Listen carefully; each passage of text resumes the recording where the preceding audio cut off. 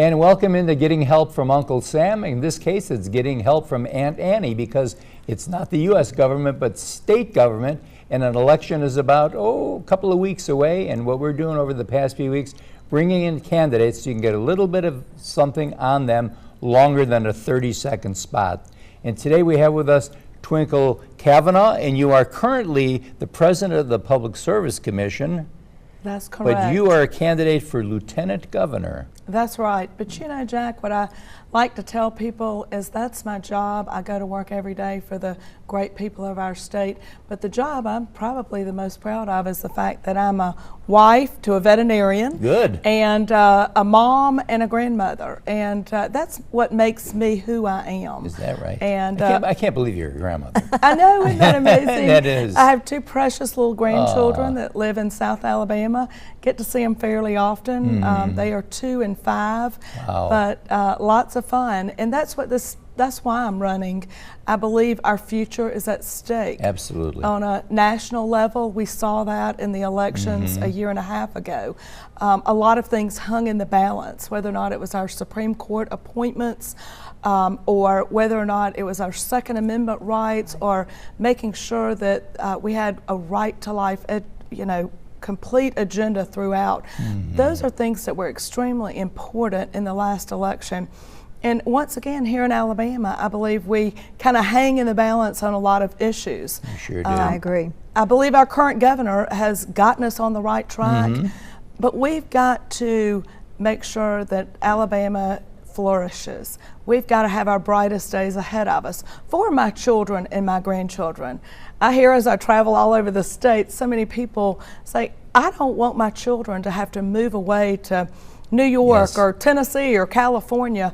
I want them to be able to find a job right here in Alabama. Well, Tennessee's okay, but not New York and California. we want them right here. We want them right here. That's right. Twinkle, most people, obviously more emphasis has been seen in the lieutenant governor's position because of the fact that recently when Governor Bentley was left, then Kay Ivey became the governor. And many people think, well, is that all that person does is kind of wait around and go do things the governor doesn't want to do? But basically, you've got an important job as the president of the Senate. That's correct. The lieutenant governor presides over the Alabama Senate, and we need to have a strong and fair person that will bring good, honest Christian values into that Senate and make sure that voices throughout the state are heard. That is our representative form of government in the state of Alabama. We need to make sure that when you elect your state senator in your area, whether or not you're in Huntsville, Mobile, Montgomery, Tuscaloosa, or Auburn, wherever it is, that they come to Montgomery and their voice can be heard. So I want to be a fair umpire to make sure voices throughout the state are being heard. But one other thing that the lieutenant governor does is to make over 400 different appointments to boards and commissions.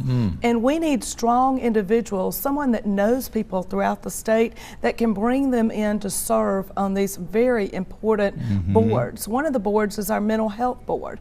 And we know the crisis we're in right now in our state and our country with mental health. So these are very important appointments. The lieutenant governor also sits on 20 different boards and commissions as the representative, and that's extremely important. But I'd like to take it even further.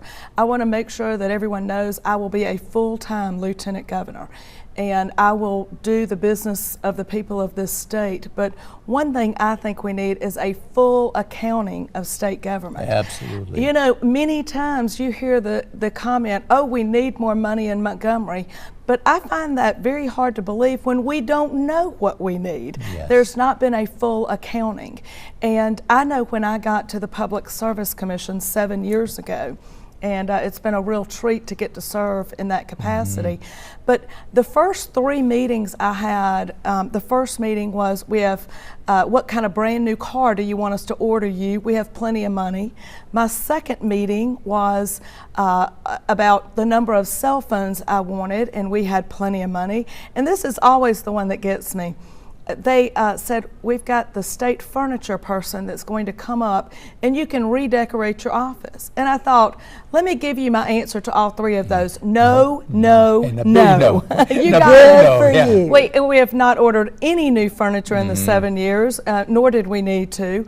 I did not take a state car, and I will give every one of your listeners and viewers my cell phone number, but it's a cell phone I pay for. And we don't need to constantly look for government for perks. We need to be very careful Yes. with the way we Yes. spend our money.